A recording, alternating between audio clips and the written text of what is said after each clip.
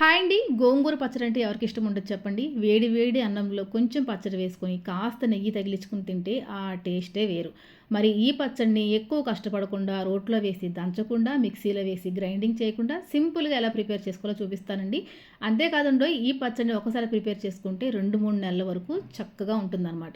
మరి వర్కింగ్ ఉమెన్స్‌కి, బ్యాచిలర్స్‌కి చాలా యూజ్ అవుతుంది ఈ వీడియో. తప్పకుండా మీరు కూడా ట్రై చేయండి. దీనికోసం ముందుగా ఇక్కడ స్టవ్ వెలిగించిన ఒక పాన్ పెట్టుకొని దాంట్లోకి ఒక పావు కప్పు వరకు ఆయిల్ వేసుకుని ఆయిల్ బాగా వేడైన తర్వాత ఆవాలు, జీలకర్ర, మెంతులు, అలాగే కొంచెం పచ్చిశనగపప్పు, వెల్లుల్లిపాయలు, ఎండుమిరపకాయలు, కరివేపాకు వీడియో చూపించినట్టుగా వేసుకొని బాగా ఫ్రై చేసుకోవాలి. ఇవి బాగా ఫ్రై చేసుకున్న తర్వాత ఒక 3 కట్టల వరకు గోంగూరని నీళ్ళల్లో నీట్గా వాష్ చేసుకొని వేసుకోవాలండి. గోంగూర వేసిన తర్వాత దీంట్లోకి చిన్న సైజు నిమ్మకాయ అంత చింతపండు కూడా వేసేసి మూత పెట్టేసి స్టవ్ని లో ఫ్లేమ్లో పెట్టుకుని మగ్గించుకోవాలి. లో ఫ్లేమ్లో పెట్టుకుంటే మనకి గోంగూర ఆకులు కూడా చాలా చక్కగా సాఫ్ట్గా అయిపోతాయండి. చూసారు కదా, ఈ విధంగా కాసేపు ఫ్రై చేసుకున్న తర్వాత దీంట్లోకి మీ రుచికి తగినంతగా కారము, కొంచెం పసుపు, రుచికి తగినంతగా ఉప్పు వేసుకుని బాగా కలుపుకోవాలి. మీకు ఇందులో ఆయిల్ ఏమన్నా కొంచెం తగినట్టు అనిపిస్తే కొంచెం ఆయిల్ యాడ్ చేసుకోండి.